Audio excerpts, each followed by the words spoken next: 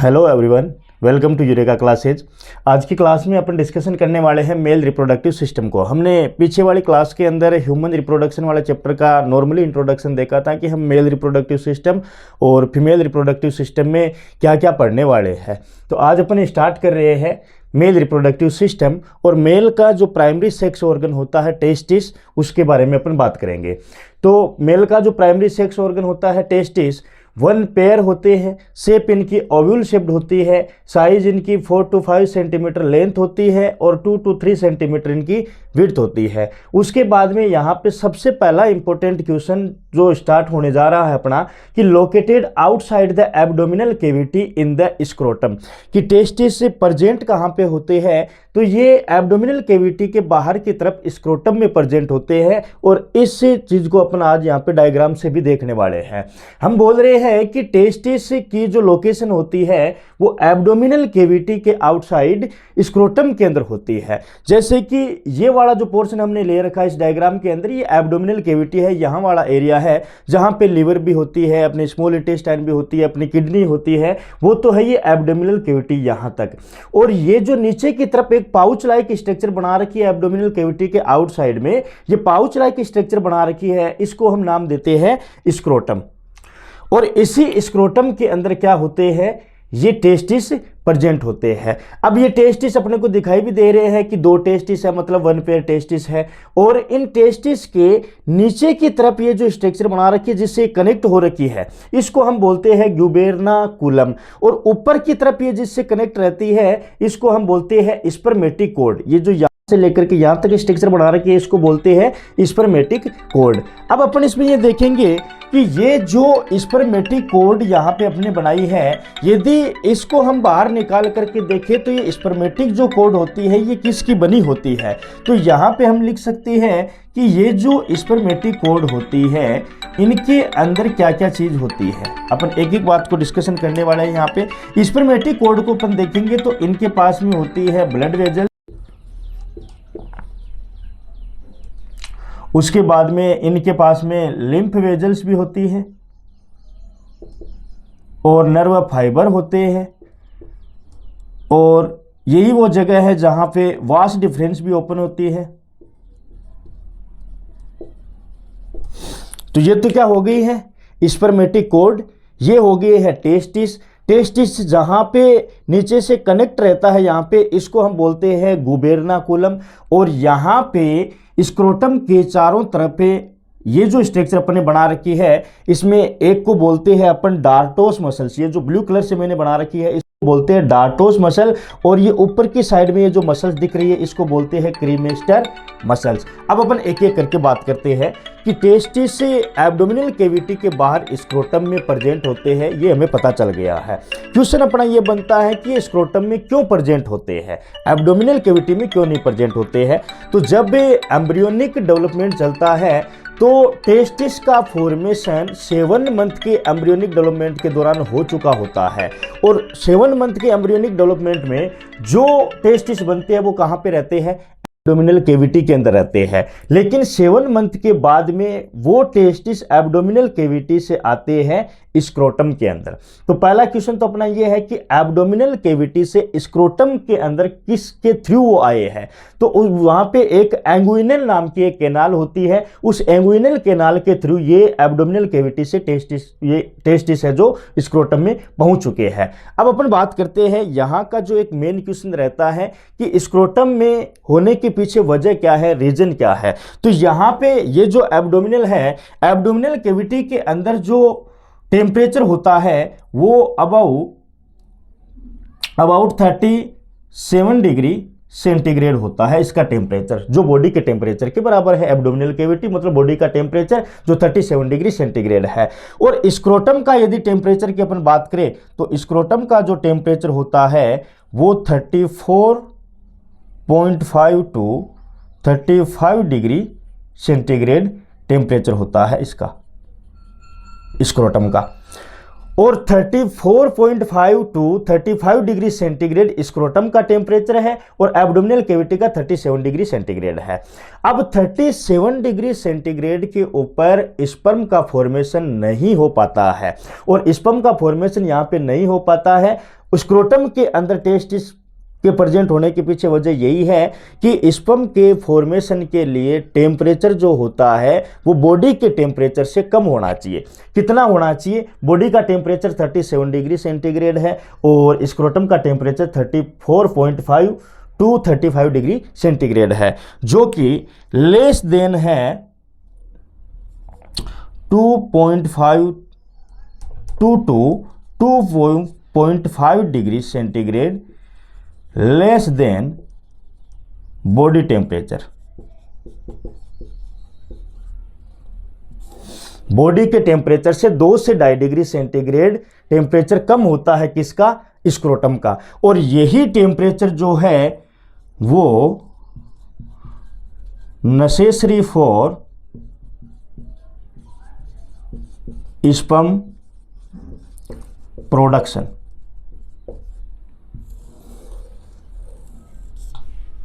मतलब स्क्रोटम का temperature body के टेम्परेचर से 2 से 2.5 डिग्री सेंटीग्रेड कम होता है और ये वही टेम्परेचर है जहां पे स्पर्म का फॉर्मेशन होता है या स्पर्म का प्रोडक्शन होता है। अब हमने बोला कि स्क्रोटम का ये जो टेम्परेचर है ये 34.5 टू 35 डिग्री सेंटीग्रेड है और हम ये बोलते हैं कि स्पर्म का फॉर्मेशन इसी टेम्परेचर पे होना है। तो स्क्रोटम का टेम्परेचर ये 34.5 टू 35 डिग्री सेंटीग्रेड रेगुलेट कौन करके रखता है? क्योंकि स्क्रोटम का टेम्परेचर हमेशा और हमेशा इतना ही रहना चाहिए। यदि इतना रहेगा तभी स्पर्म का प्रोडक्शन हो पाएगा। तो इस टेम्परेचर को मेंटेन करके कौन रखता है? तो इन टेम्परेचर को मेंटेन करके रखती है ये 2 मसल्स, जिसको बोलते हैं अपन क्रीमेस्टर मसल्स और डार्टोस मसल्स। ये क्या करती है? Help in regulation of scrotum temperature. तो कॉन्सेप्ट समझ में आया? सबसे पहला क्वेश्चन अपना कि टेस्टिस लोकेटेड कहां पे होती है? तो हम बोलते हैं एब्डोमिनल कैविटी के आउटसाइड पाउच लाइक स्ट्रक्चर होती है जिसको हम स्क्रोटम बोलते हैं, उसमें ये लोकेटेड रहती है। स्क्रोटम के अंदर ही लोकेटेड क्यों रहती है? इसके पीछे का रीजन क्या है? तो इसके पीछे का सिंपल सा रीजन है टेम्परेचर, कि एब्डोमिनल कैविटी से ये एंग्विनल कैनाल के थ्रू स्क्रोटम में आए हैं। तो क्यों आए हैं? क्योंकि एब्डोमिनल कैविटी का जो टेम्परेचर होता है वो 37 डिग्री सेंटीग्रेड होता है। इस टेम्परेचर के ऊपर स्पर्म का प्रोडक्शन नहीं हो पाता है, इसलिए एब्डोमिनल कैविटी से एम्ब्रियोनिक स्टेज के अंदर ही टेस्टिस स्क्रोटम के अंदर आ जाते हैं। और स्क्रोटम के अंदर आने के पीछे यही रीजन है कि स्क्रोटम का जो टेम्परेचर होता है वो बॉडी के टेम्परेचर से 2 से 2.5 डिग्री सेंटीग्रेड कम होता है और यही टेम्परेचर रहता है जो नेसेसरी होता है स्पर्म के प्रोडक्शन के लिए। अब कुछ बातें और एक्स्ट्रा अपन देखते हैं थोड़ी सी, कि एब्डोमिनल कैविटी के अंदर एम्ब्रियोनिक स्टेज के अंदर टेस्टिस रहते हैं। यदि वो टेस्टिस स्क्रोटम के अंदर नहीं आ पाए तो ऐसी कंडीशन को हम बोलते हैं क्रिप्टोक्रेडिज्म। और ऐसे टेस्टिस से कोई काम के नहीं होते, क्योंकि एब्डोमिनल कैविटी के अंदर रहेंगे तो वहां पे उन टेस्टिस के अंदर स्पर्म का प्रोडक्शन नहीं हो पाएगा। मेल है उसके अंदर स्टेरिलिटी आ जाएगी। तो ऐसे टेस्टिस को ऑपरेशन या सर्जरी के द्वारा अपन हटा देते हैं। उस टेक्निक को हम बोलते हैं आर्कीडेक्टोमी। अब यदि अपन बात करें कि इसमें से ये एक टेस्टिस को यदि बाहर निकाल करके अपन स्टडी करें तो ये टेस्टिस है उसके अंदर क्या क्या स्ट्रक्चर अपने को देखने को मिलेगी। तो अब अपन देखेंगे पर्टिकुलर टेस्टिस की इंटरनल स्ट्रक्चर के बारे में। टेस्टिस को अपन पर्टिकुलर ऐसे स्टडी करें तो एक टेस्टिस की इंटरनल स्ट्रक्चर के अंदर अपने को क्या क्या दिखाई दे रहा है। सबसे पहले तो अपन बात करते हैं कि हर एक ऑर्गन होता है, उस ऑर्गन को प्रोटेक्ट करने के लिए कुछ लेयर होती है। कोई भी ऑर्गन हो, लंग्स हो, हार्ट हो, किडनी हो, उसी हिसाब से टेस्टिस को भी प्रोटेक्ट करने के लिए लेयर होती है।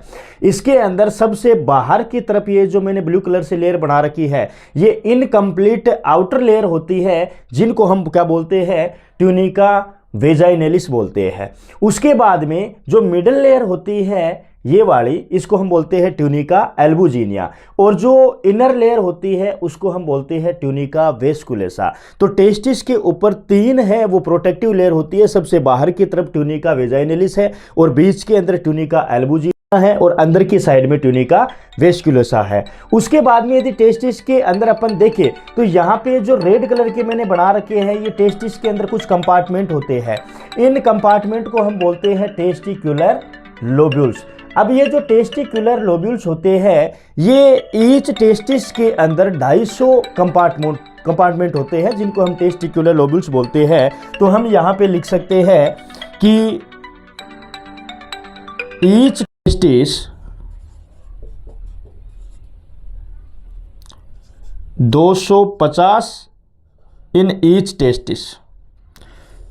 क्वेश्चन ये बनता है कि एक टेस्टिस के अंदर जो टेस्टिकुलर लोब्यूल्स होते हैं वो टोटल कितने होते हैं, तो 250 होते हैं एक टेस्टिस के अंदर।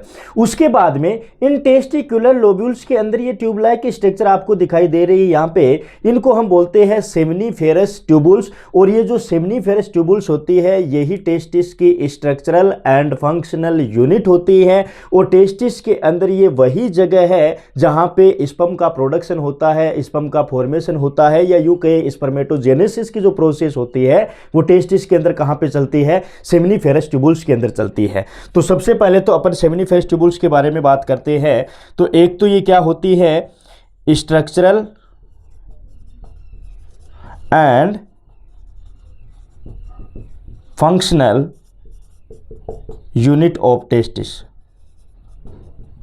दूसरा, साइट फॉर स्पर्म प्रोडक्शन, जिसको हम बोलते हैं स्पर्मेटोजेनेसिस। अब हमसे कोई ये पूछ ले कि बताइए इन टेस्टिकुलर लोब्यूल्स के अंदर ये सेमनीफेरस ट्यूबुल्स होती है, तो इन टेस्टिकुलर लोब्यूल्स के अंदर एक टेस्टिकुलर लोब्यूल्स के अंदर टोटल कितनी सेमनीफेरस ट्यूबुल्स होती है, तो ये अपना एक टेस्टिकुलर लोब्यूल्स होता है और इनके पास में 1 से लेकर के 3 सेमनीफेरस ट्यूबुल्स हो सकती है। तो 1 2 3 इन ईच टेस्टिकुलर लोब्यूल्स। एक टेस्टिकुलर लोब्यूल्स के पास में 1 से 3 सेमनीफेरस ट्यूबुल्स होती है। अब अपन टोटल की बात करें तो 250 टेस्टिकुलर लोब्यूल्स है अपने पास में, और एक टेस्टिकुलर लोब्यूल्स के पास में 1 से 3 सेमनीफेरस ट्यूबुल्स है। तो एक टेस्टिस के पास में टोटल कितनी सेमनीफेरस ट्यूबुल्स हो सकती है, तो अपन 3 आंसर कर सकते हैं। यदि एक लोब्यूल के पास में 1 सेमनीफेरस ट्यूबुल्स है तो हम बात करेंगे कि 250 सेमनीफेरस ट्यूबुल्स है। यदि 2 मान के चलेंगे तो आंसर अपना आएगा 500, और 3 मान करके चलेंगे तो अपना आंसर आएगा 750। और यदि दोनों टेस्टिस की बात करें तो अपने को आंसर मिल सकता है 1500, क्योंकि एक के पास में 750 हो गई तो 2 टेस्टिस के पास में कितनी हो गई है, 1500। उसके बाद में यहाँ पे इन सेमनीफेरस ट्यूबुल्स के बीच बीच में थोड़ा स्पेस रहता है, उस स्पेस को हम बोलते हैं इंटरस्टिशियल स्पेस। आगे अपन अभी नेक्स्ट स्ट्रक्चर देखने वाले हैं कि ये सेमनीफेरस ट्यूबुल्स होती है ये कैसी दिखाई देती है, इनके अंदर भी क्या होता है, उनकी बात भी अपन करने वाले हैं। उसके बाद में यहाँ पे ये जो पूरा का पूरा एरिया दिख रहा है नेटवर्क लाइक, इसको हम बोलते हैं रेटे टेस्टिस।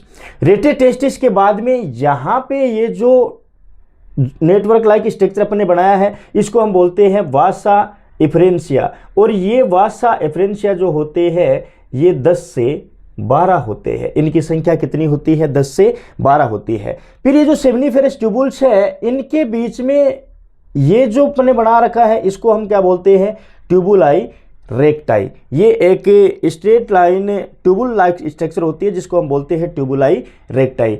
वासा एफरेंशिया के बाद में ये जो स्ट्रक्चर बनाई है अपने कोइल्ड स्ट्रक्चर, इसको हम बोलते हैं एपिडिडमिस। और यहाँ पे एपिडिडमिस के 3 हिस्से होते हैं। सबसे ऊपर वाले हिस्से को हम बोलते हैं केपुट, बीच वाले हिस्से को अपन बोलते हैं कॉर्पस, और लास्ट वाले हिस्से को हम बोलते हैं कोडा। तीनों को मिलाकर के हम नाम देते हैं क्या, एपिडिडमिस। अब क्वेश्चन ये रहता है कि ये जो एपिडिडमिस होता है ये टेस्टिस के अंदर प्रेजेंट कहाँ पे होता है, लोकेटेड कहाँ पे होता है, तो ये जो एपिडिडमिस है ये लोकेटेड रहता है, located at dorsal side of testis.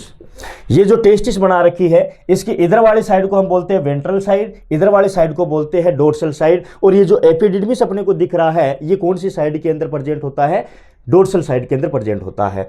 उसके बाद में कैसी स्ट्रक्चर होती है, तो ये हाईली कोइल्ड स्ट्रक्चर होती है।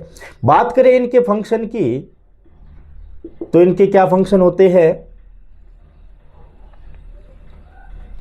एक तो ये काम करवाता है स्टोरेज ऑफ स्पर्म, मतलब स्पर्म का स्टोरेज कहाँ पे होता है? एपिडिडमिस के अंदर। और दूसरा इसका काम जो रहता है कि स्पर्म को फंक्शनल एंड मैच्योरेशन, स्पर्म जो फंक्शनल होते हैं, स्पर्म का जो मैच्योरेशन होता है और स्पर्म स्टोर होके रहते हैं, वो कहाँ पे रहते हैं? एपिडिडमिस। उसके बाद में एपिडिडमिस के बाद में जो डक्ट निकलती है उस डक्ट को हम बोलते हैं वास डिफरेंस। और ये वास डिफरेंस आगे जाकर के इजाकुलेटरी डक्ट का फॉर्मेशन करने वाली है। अब इसी वास डिफरेंस के बाद में आएगी इजाकुलेटरी डक्ट, और इजाकुलेटरी डक्ट आगे जाकर के ओपन होने वाली है यूरेथ्रा के अंदर। और यूरेथ्रा के आगे की तरफ फिर मेल के पास में 3 एसेसरी ग्लैंड होती हैं। ये यूरेथ्रा के बाद में स्पर्म जाने वाले हैं सेमिनल वेसिकल के पास में। उसके बाद में जाएंगे प्रोस्टेट, उसके बाद में जाएंगे काउपर्स और बल्बो यूरेथ्रल। अब यहां पे इस डायग्राम में एक इंपॉर्टेंट क्वेश्चन बनता है स्पर्म प्रोडक्शन पाथवे, कि सबसे पहले स्पर्म थे वो बने कहां पे हैं, वहां से फिर आगे किधर गए हैं। ये एक पाथवे बना रहे हैं जो कि एग्जाम में ऐसा कैसा पूछा जाता है। तो सबसे पहले स्पर्म प्रोडक्शन हुआ कहां पे? इस पूरी की पूरी टेस्टिस के अंदर यदि हमसे कोई ये पूछ ले जाए कि स्पर्म का प्रोडक्शन हुआ कहां पे है, तो हमने यहाँ पे लिखा है सेमिनिफेरस ट्यूबुल्स को हमने साइट ऑफ स्पर्म प्रोडक्शन बोला है। स्पर्मेटोजेनेसिस यहाँ से स्टार्ट होता है। तो सबसे पहले अपन स्टार्ट करेंगे कि स्पर्म कहां पे आया है? सेमिनिफेरस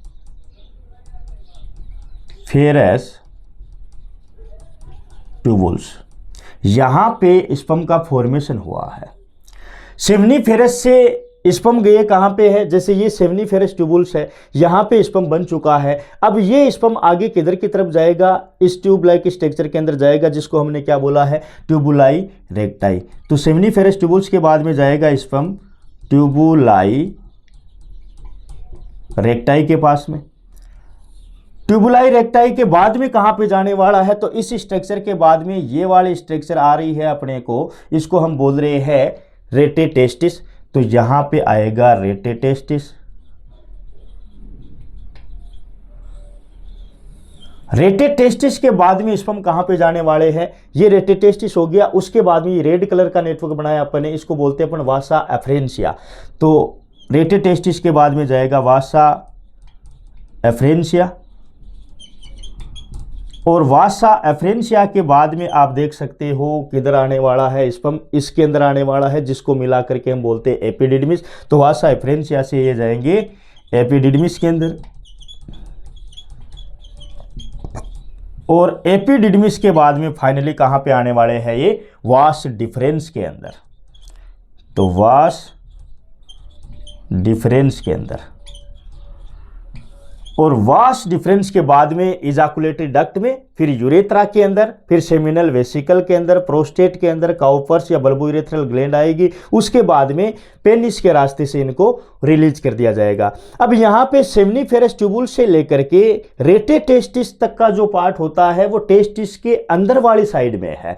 तो इसको हम बोलते हैं इंटरटेस्टिकुलर सिस्टम, इंट्राटेस्टिकुलर सिस्टम, जिसमें सेमिनिफेरस ट्यूबुल्स आ गया, ट्यूबुलर रेक्टाई आ गया, रेटे टेस्टिस आ गया। ये इंट्राटेस्टिकुलर सिस्टम के अंदर आता है। तो ये पाथवे हो गया है, ये टेस्टिस की स्ट्रक्चर हो गई है। अब यदि हमसे कोई ये पूछे कि टेस्टिस के अंदर स्पर्म कहाँ पे बनते हैं, तो हम आंसर कर रहे हैं कि सेमिनिफेरस ट्यूबुल्स के अंदर बन रहे हैं। तो अब आप पूछ लोगे कि सेमिनिफेरस ट्यूबुल्स की स्ट्रक्चर कैसे होती है? सेमिनिफेरस ट्यूबुल्स के अंदर भी ऐसी कौन सी स्ट्रक्चर होती है जहां पे स्पर्म का प्रोडक्शन स्टार्ट हुआ है? तो अब अपन देखने वाले हैं पर्टिकुलर इनकी स्ट्रक्चर, जो सेमिनिफेरस ट्यूबुल्स होती है इसकी स्ट्रक्चर देखेंगे कि इनमें क्या क्या चीजें दिखाई दे रही है। अब अपन देखने वाले हैं स्ट्रक्चर ऑफ सेमिनिफेरस ट्यूबुल्स कि टेस्टिस के अंदर जो सेमिनिफेरस ट्यूबुल्स होती है, जो structural and functional unit of testis होती है, उसकी स्ट्रक्चर कैसी होती है। तो अभी अभी हमने जो कॉन्सेप्ट देखा है कि ईच टेस्टिस के अंदर 250 टेस्टिकुलर लोब्यूल्स होते हैं और एक टेस्टिकुलर लोब्यूल्स के पास में 1 से लेकर के 3 सेमिनिफेरस ट्यूबुल्स होती है। तो ये जो हमने ये स्ट्रक्चर जो बाहर वाली आपको दिखाई दे रही है, ये क्या है, एक टेस्टिकुलर लोब्यूल्स होता है टेस्टिस के अंदर। और एक टेस्टिकुलर लोब्यूल्स के अंदर 1 2 3 मतलब 1 भी हो सकती है, 2 भी हो सकती है, 3 भी हो सकती है, 1 से लेकर के 3 होती है सेमिनिफेरस ट्यूबुल्स। अब इन सेमिनिफेरस ट्यूबुल्स के अंदर की साइज में क्या क्या चीजें होती है, जैसे हमने ये जो बनाया है सेमिनिफेरस ट्यूबुल्स, एक सेमिनिफेरस ट्यूबुल्स यहां पे बनाई है, इसमें मैंने जो ये रेड कलर की सेल बना रखी है इसको हम बोलते हैं सर्टोली सेल्स। उसके बाद में जो ब्लू कलर से हमने बनाया है इसको हम बोलते हैं स्पर्मेटोगोनिया या स्पर्म मदर सेल, जहां पे स्पर्म का फॉर्मेशन होता है, स्पर्म का प्रोडक्शन होता है।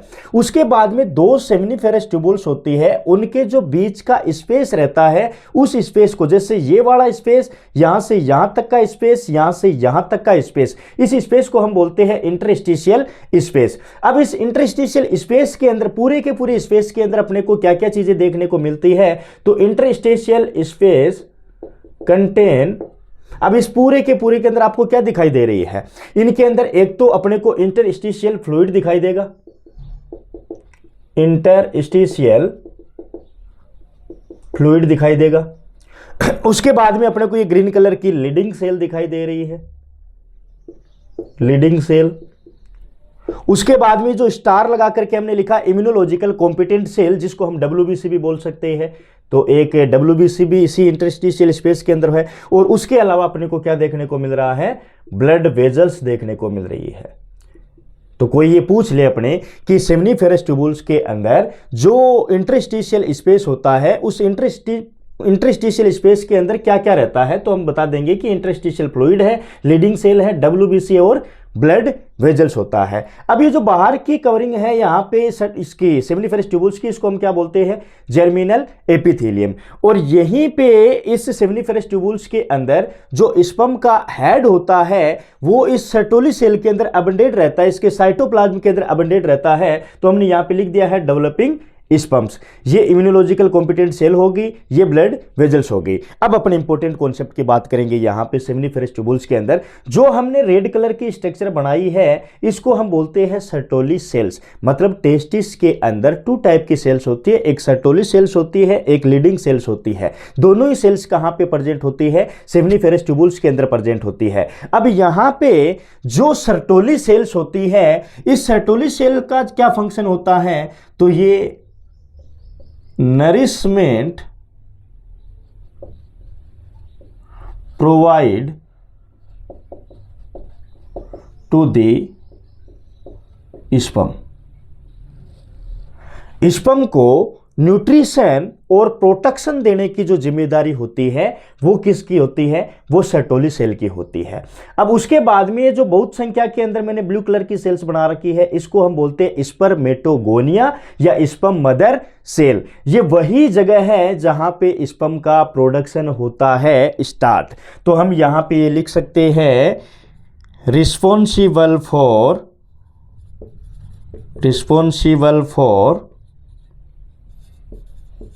स्पर्म प्रोडक्शन, जिसको हम बोलते हैं स्पर्मेटोजेनेसिस।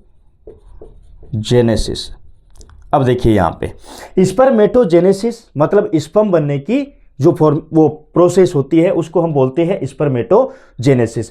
अब ये जो स्पर्मेटोजेनेसिस है ये किस में चलती है, मेल में चलती है। मेल में कहां पे चलती है, टेस्टिस के अंदर चलती है। टेस्टिस में कहां पे चलती है, सेमिनिफेरस ट्यूबुल्स में चलती है। सेमिनिफेरस ट्यूबुल्स के अंदर भी कहां पे चलती है, तो हम आंसर करेंगे स्पर्म मदर सेल, जिसको स्पर्मेटोगोनिया बोलते हैं। वहां पे स्पर्म का फॉर्मेशन होता है। स्पर्म का जैसे ही फॉर्मेशन हुआ तो उनको न्यूट्रिशन देने का, उनको प्रोटेक्शन देने की जो जिम्मेदारी होती है वो सर्टोली सेल की होती है। और यहां पे ये जो सर्टोली सेल होती है, इस सर्टोली सेल से 3 हार्मोन रिलीज किए जाते हैं, जिसमें पहला हार्मोन है इनिबिन, सेकंड है एबीपी एंड्रोजन बाइंडिंग प्रोटीन, और तीसरा है AMH एंटी मुलेरियल हार्मोन।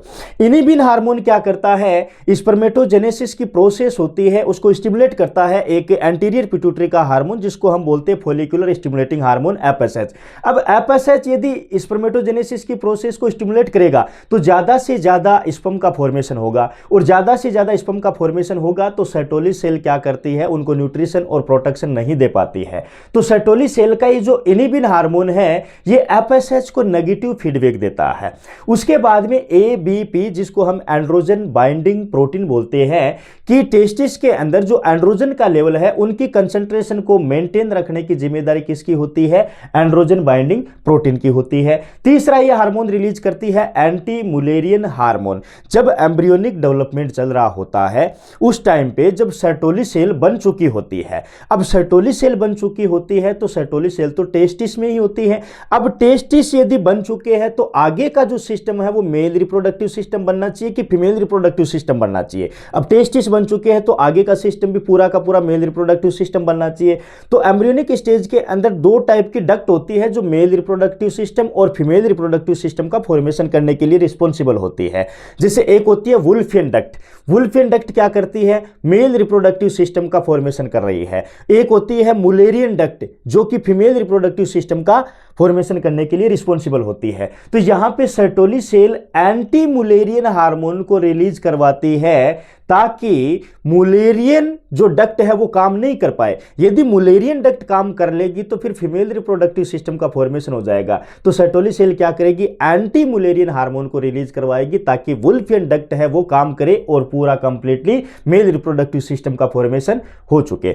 उसके बाद में सबसे इंपॉर्टेंट रहती है लीडिंग सेल। इसका क्या कॉन्सेप्ट रहता है, जैसे नॉर्मली हमसे पूछा जाता है कि बताइए भाई मेल रिप्रोडक्टिव हार्मोन कौन से होते हैं, तो हम ये बताते हैं कि मेल रिप्रोडक्टिव हार्मोन एंड्रोजन होता है और उसी को हम टेस्टोस्टेरोन बोल सकते हैं। फिर हमसे क्वेश्चन करेगा कि ये जो एंड्रोजन या टेस्टोस्टेरोन हार्मोन है ये मेल की बॉडी में कहां से रिलीज किया जाता है, तो हम उसको डायरेक्ट आंसर कर देंगे कि भैया टेस्टिस से रिलीज किया जाता है। लेकिन फिर वापस पूछ लेगा कि टेस्टिस में भी कहां से रिलीज किया जाता है, तो हम आंसर करने वाले हैं कि टेस्टिस के अंदर लीडिंग सेल होती है, उन लीडिंग सेल से टेस्टोस्टेरोन या एंड्रोजन हार्मोन रिलीज किया जाता है। लेकिन ये लीडिंग सेल डायरेक्ट एंड्रोजन को रिलीज नहीं करती है। हमने एंडोक्राइन सिस्टम के अंदर अच्छे से पढ़ रखा है कि सबसे पहले हाइपोथैलेमस एक हेडमास्टर ग्लैंड है, उसका एक हार्मोन है GnRH, gonadotropic releasing hormone. Gonadotropic releasing hormone anterior pituitary को सिग्नल देता है और वहां से दो हार्मोन निकलते हैं, एक एफएसएच और एक एलएच हार्मोन। अब जो एफएसएच हार्मोन होता है वो तो एक्ट करता है सर्टोली सेल के ऊपर, जो एलएच हार्मोन है ल्यूटिनाइजिंग हार्मोन है, वो ल्यूटिनाइजिंग हार्मोन एक्ट करता है लीडिंग सेल के ऊपर। अब लीडिंग सेल के ऊपर जैसे ये एलएच हार्मोन है, इस एलएच हार्मोन ने लीडिंग सेल के ऊपर एक्ट किया है, तो लीडिंग सेल क्या करेगी, ये सिक्रेट करेगी एंड्रोजन और इसी को हम बोलते हैं टेस्टोस्टेरोन हार्मोन जो मेल रिप्रोडक्टिव हार्मोन होता है। ये एंड्रोजन या टेस्टोस्टेरोन हार्मोन क्या करता है, ये स्पर्मेटोजेनेसिस की प्रोसेस को स्टिमुलेट करवाता है। और दूसरा इसका इंपॉर्टेंट फंक्शन रहता है कि मेल के अंदर सेकेंडरी सेक्सुअल कैरेक्टर्स होते हैं उनको डेवलप करता है। तो इस पूरी की पूरी सेमिनिफेरस ट्यूबुल्स के अंदर जैसे एक टेस्टिकुलर लोब्यूल्स था, एक टेस्टिकुलर लोब्यूल्स के अंदर 1 से 3 सेमिनिफेरस ट्यूबुल्स थी। सेमिनिफेरस ट्यूबुल्स के अंदर 2 टाइप की सेल्स प्रेजेंट होती है, एक होती है सर्टोली सेल, एक होती है लीडिंग सेल। सर्टोली सेल का जो फंक्शन होता है वो होता है स्पर्म को नरिशमेंट करवाने का, न्यूट्रिशन देने का, प्रोटेक्शन देने का और 3 हार्मोन रिलीज करवाने का। सेकंड वाली सेल होती है उसको हम बोलते हैं लीडिंग सेल। लीडिंग सेल में एलएच है वो एक्ट करेगा और लीडिंग सेल सिक्रेट करवाएगी एंड्रोजन या फिर टेस्टोस्टेरोन हार्मोन को। इसी सेमिनिफेरस ट्यूबुल्स के अंदर वो वाली साइट जहां पे स्पर्म बनता है उसको हम बोलते हैं स्पर्मेटोगोनिया, जो रिस्पॉन्सिबल होती है स्पर्म के प्रोडक्शन के लिए। उसके बाद में इस पूरी स्ट्रक्चर के अंदर 1-2 सेमिनिफेरस ट्यूबुल्स के बीच का जो स्पेस होता है उसको हम बोलते हैं इंटरस्टिशियल स्पेस। इस इंटरस्टिशियल स्पेस के अंदर क्या क्या चीजें होती है, डब्ल्यूबीसी होती है, ब्लड वेजल्स होते हैं और ये आपका लीडिंग सेल्स होती है और दूसरा क्या होता है इंटरस्टिशियल फ्लूइड बना रहता है। तो ये अपनी स्ट्रक्चर हो गई है सेमिनिफेरस ट्यूबुल्स की। अब अपन बात करने वाले हैं मेल की बॉडी के अंदर जो असेसरी ग्लैंड्स होती है उनके क्या फंक्शन होते हैं वो अपन डिस्कशन करने वाले हैं। मेल असेसरी ग्लैंड हमने पहले से देखा है कि मेल के पास में 3 असेसरी ग्लैंड होती है, सेमिनल वेसिकल, प्रोस्टेट ग्लैंड और बल्बोयूरेथ्रल या फिर काउपर्स ग्लैंड होती है। अब इनमें सबसे पहला इंपॉर्टेंट क्वेश्चन तो ये रहता है कि इन तीनों ग्लैंड के अंदर अनपेड ग्लैंड कौन सी और पेड ग्लैंड कौन सी होती है। तो सेमिनल वेसिकल जो होती है वो 1 पेयर है, इसका मतलब ये पेड ग्लैंड होती है। प्रोस्टेट ग्लैंड है वो अनपेड है, इसका मतलब ये सिंगल होती है, एक ही होती है। बल्बोयूरेथ्रल और काउपर्स ग्लैंड होती है, ये 1 पेयर है, इसका मतलब ये भी पेड ग्लैंड होती है। तो अपने को इंपॉर्टेंट ध्यान में क्या रखना है कि तीनों असेसरी ग्लैंड के अंदर ऐसी कौन सी असेसरी ग्लैंड होती है जो अनपेड होती है। तो हम आंसर करने वाले हैं कि प्रोस्टेट ग्लैंड होती है, वो अनपेड होती है। उसके बाद में इस लैंग्वेज को समझने के लिए अपने को सिंपल सी बात ये समझनी है कि एक सीमन होता है और एक स्पर्म होता है। तो स्टूडेंट कंफ्यूज रहता है कि स्पर्म क्या है, सीमन क्या है, दोनों एक ही चीज है या अलग अलग होती है। तो हम बात करते हैं सीमन की। सीमन जो बना होता है वो सेमिनल प्लाज्मा, और सेमिनल प्लाज्मा के अंदर इन तीनों असेसरी ग्लैंड का फ्लूइड होता है, उसको हम बोलते हैं सेमिनल प्लाज्मा प्लस स्पर्म, दोनों को मिलाकर के हम नाम देते हैं क्या, सीमन बोलते हैं। मतलब सीमन के अंदर स्पर्म होते हैं, स्पर्म के अलावा सेमिनल फ्लूइड रहता है या सेमिनल प्लाज्मा रहती है, और सेमिनल प्लाज्मा के अंदर इन तीनों जो असेसरी ग्लैंड है उनका सिक्रेशन रहता है। अब क्वेश्चन ये अपना ये बनेगा कि तीनों असेसरी ग्लैंड के अंदर सीमेन के अंदर सबसे ज्यादा कॉन्ट्रीब्यूशन कौन सी ग्लैंड का होता है। तो यहां पे लिखा अपने सीक्रेट्स 60 to 70% पार्ट ऑफ सीमेन। सीमेन का जो 60 से 70% पार्ट है वो कौन बना रहा है, वो सेमिनल वेसिकल बना रही है। अब इसके सेमिनल प्लाज्मा में क्या होता है, इट्स सेक्रेशन कंटेन फ्रक्टोज होता है, इनोसिटोल होता है, प्रोस्टाग्लैंडिन्स होता है, फाइब्रिनोजन प्रोटीन होती है सेमिनल वेसिकल के अंदर। उसके बाद में अपन बात करें प्रोस्टेट ग्लैंड की, तो प्रोस्टेट ग्लैंड का जो कंट्रीब्यूशन होता है सीमेन के अंदर वो लगभग कितना होता है, 30 to 40% पार्ट ऑफ सीमेन। इसके सिक्रेशन में क्या होता है, its secretion contain calcium, citrate, phosphate और बहुत सारी प्रोटीन्स होते हैं, बहुत सारे एंजाइम होती है। उसके बाद में बल्बोयूरेथ्रल और काउपर्स ग्लैंड, इसके सिक्रेशन के अंदर क्या होता है और इसका सिक्रेशन करवाता क्या है, its secretion neutralise the acidity of urethra. अब इस पॉइंट को कैसे समझना है, हालांकि आगे मैं डायग्राम में समझा भी दूंगा आपको, लेकिन पहले से ही सुन लेना है। मेल की बॉडी के अंदर एक सिस्टम ये रहता है कि मेल के रिप्रोडक्टिव सिस्टम के अंदर वही रास्ता होता है जिससे यूरिन रिलीज होती है, और उसी रास्ते से क्या रिलीज होता है, स्पर्म रिलीज होता है। मतलब जिस रास्ते से स्पर्म को निकलना है उसी रास्ते से यूरिन को निकलना है। अब कब यूरिन को निकलना है, कब स्पर्म को निकलना है, उसके बीच में एक ट्रैफिक पुलिस की तरह काम करती है प्रोस्टेट ग्लैंड। जैसे किडनी से यूरिन आ रही है, मतलब यूरेटर से यूरिन रिलीज हो रही है, उस टाइम पे स्पर्म के रास्ते को रोक दिया जाएगा, और उधर से यदि स्पर्म आ रहे हैं तो फिर यूरिन के रास्ते को रोक दिया जाएगा। अब मान लीजिए कि पहले यूरेथ्रा से क्या निकल गई है, यूरिन रिलीज हो गई है। तो अब यूरेथ्रा का जो इन्वायरमेंट हो चुका है वो कैसा हो गया, क्योंकि यूरिन की पीएच होती है एसिडिक। अब यूरेथ्रा का इन्वायरमेंट कैसा हो गया है, एसिडिक हो गया है। अब उसी रास्ते से मान लो उसी टाइम पे स्पर्म को निकलना हो, तो स्पर्म को जो इन्वायरमेंट चाहिए वो चाहिए न्यूट्रल, ना उसको ज्यादा बेसिक चाहिए ना ही उसको ज्यादा एसिडिक चाहिए। लेकिन यूरिन के निकलने से यूरेथ्रा का इन्वायरमेंट एसिडिक हो गया है, उस एसिडिक इन्वायरमेंट को न्यूट्रलाइज करने के लिए बल्बोयूरेथ्रल या काउपर्स ग्लैंड सिक्रेशन करती है। Its secretion also help in lubrication of penis, penis के लुब्रिकेशन के लिए भी ये सिक्रेशन हेल्पफुल होता है। अब अपन डायग्राम बनाएंगे मेल रिप्रोडक्टिव सिस्टम का, जिसमें ये सारी बातें वापस से एक साथ में आने वाली है, उसके बाद में एक्सटर्नल जेनिटेलिया चलेगा। मेल के रिप्रोडक्टिव सिस्टम की, तो एक मेल के रिप्रोडक्टिव सिस्टम के अंदर अपने को क्या क्या चीजें दिखाई दे रही है, जो अपन ने पहले से डिस्कशन कर रखा है कि मेल के रिप्रोडक्टिव सिस्टम में जो प्राइमरी सेक्स ऑर्गन था वो क्या था, टेस्टिस था। अब ये जो टेस्टिस है ये कहाँ पे लोकेटेड रहती है, तो ये एक पाउच लाइक स्ट्रक्चर के अंदर लोकेटेड रहती है एब्डोमिनल कैविटी के आउटसाइड में, जिसको हमने नाम दे दिया है स्क्रोटम। अब स्क्रोटम के अंदर टेस्टिस यहाँ पे प्रेजेंट है। टेस्टिस के अंदर की अपन ने स्ट्रक्चर देखी थी, तो टेस्टिस के अंदर कौन कौन सी स्ट्रक्चर थी, टेस्टिकुलर लोब्यूल्स थे, सेमिनिफेरस ट्यूबुल्स थे। तो इस टेस्टिस के अंदर सेमिनिफेरस ट्यूबुल्स के अंदर स्पर्म का फॉर्मेशन हुआ है, और स्पर्म का फॉर्मेशन होकर के उसके बाद में एपिडिडमिस के अंदर आकर के स्पर्म क्या हो गए थे, स्टोर हो गए थे, वहीं पे वो फंक्शनल हुए थे, वहीं पे उनका मैच्योरेशन हुआ था।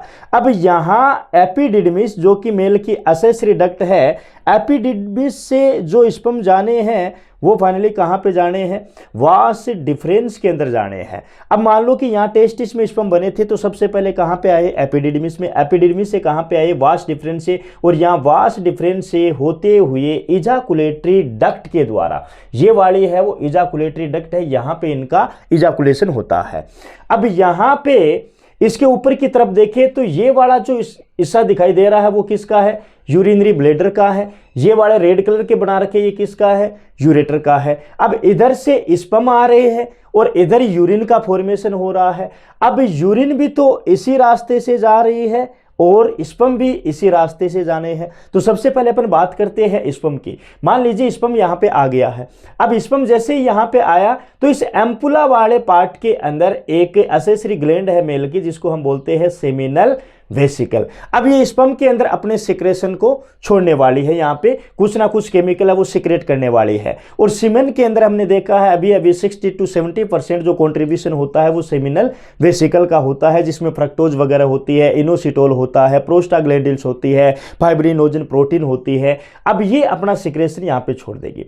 उसके बाद में सेमिनल वेसिकल के बाद में जो एसेसरी ग्लैंड आती है वो आती है अपनी प्रोस्टेट ग्लैंड, जो कि अनपेड ग्लैंड होती है। ये तो क्या है, पेड ग्लैंड होती है, ये अनपेड ग्लैंड होती है। 30 to 40% कंट्रीब्यूशन होता है इसके सीमेन के अंदर, और इसका जो सिक्रेशन रहता है वो कंटेनिंग में रहता है कैल्शियम रहता है, फोस्फेट रहता है, सिट्रेट रहता है, सम प्रोटीन रहती है, सम एंजाइम रहते हैं।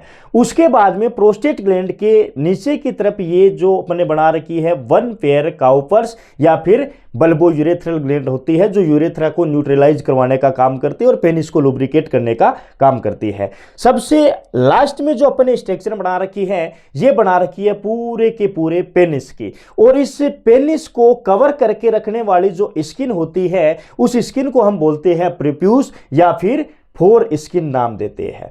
अब यहां इजाकुलेटरी डक्ट के बाद में यहां से यहां तक की ये जो पूरी की पूरी हमने डक्ट बनाई है, इस डक्ट को हम बोलते हैं यहां पे यूरिनो जेनाइटल डक्ट।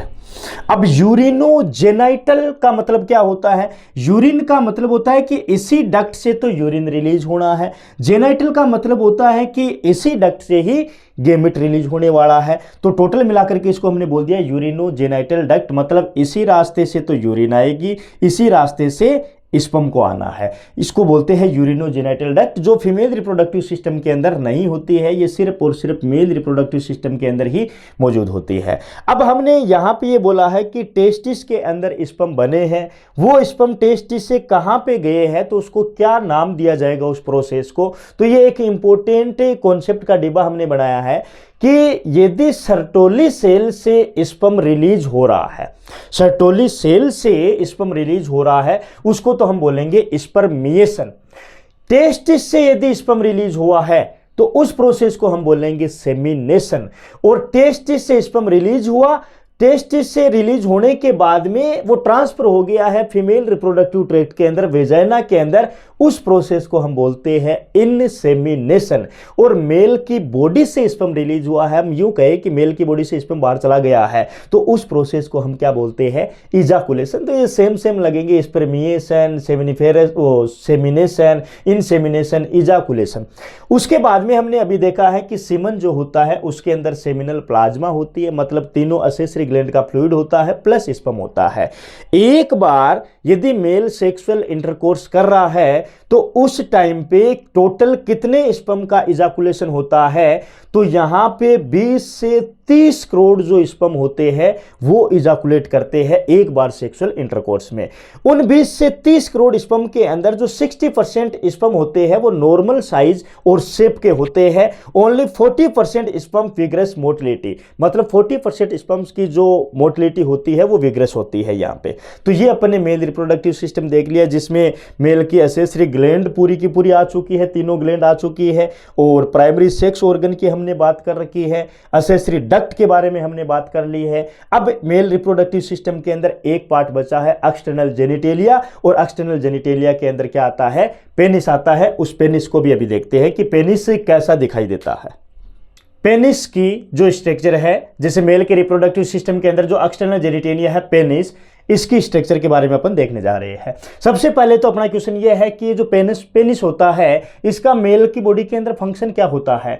तो ये हेल्प इन कोपुलेशन, इंसेमिनेशन। जब मेल सेक्सुअल इंटरकोर्स करता है तो फीमेल रिप्रोडक्टिव सिस्टम के अंदर वेजाइना के अंदर स्पर्म को रिलीज करवा रहा है, स्पर्म का इंसेमिनेशन करवा रहा है। वो किसकी हेल्प से करवाने वाला है, पेनिस की हेल्प से करवाने वाला है। अब अपन इस पेनिस की स्ट्रक्चर को देखें तो यहां पे जो मैंने रेड कलर का बना रखा है, enlarge end of penis, enlarge end of penis, मोटा फुला हुआ जो भाग बना रखा है, इसको हम बोलते हैं ग्लैंस पेनिस। उसके बाद में कवर्ड बाई प्रीप्यूस। ये जो ग्लैंस पेनिस होती है, ये एक बहुत पतली स्किन से यहां पे कवर्ड दिखाई दे रही है अपने को। इस स्किन को हम बोलते हैं प्रीप्यूस या फिर foreskin, thin and loose fold of skin, मतलब बहुत पतली स्किन से ग्लैंस पेनिस को कवर करके रखने वाली जो स्किन होती है, उसको हम क्या बोलते हैं, प्रीप्यूस या फोर स्किन। उसके बाद में ग्लैंड पेनिस के जस्ट ऊपर की तरफ पे एक ओपनिंग दिखाई दे रही है अपने को, ये वाली, इसको हम बोलते हैं यूरेथ्रल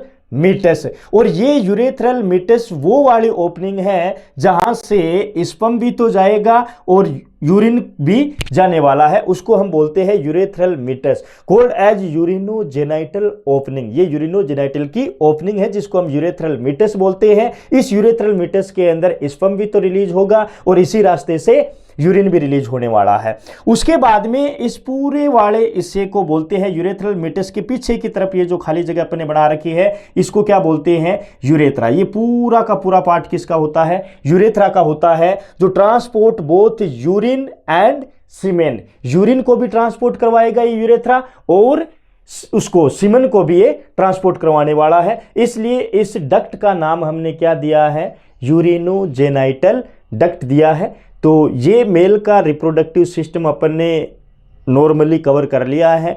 आपको यदि समझ में आया है तो आप जो भी नीट के पुराने क्वेश्चन होते हैं उनके ऊपर अपने ब्रेन को अप्लाई करके देखिएगा। यदि क्वेश्चन सोल्व हो रहे हैं, आपको ये बातें समझ में आ रही है, तो आप कमेंट करके ज़रूर बताओगे कि ये समझ में आ रहा है कि समझ में नहीं आ रहा है। अगली वाली क्लास के अंदर अपन स्टार्ट करने वाले हैं फीमेल रिप्रोडक्टिव सिस्टम को।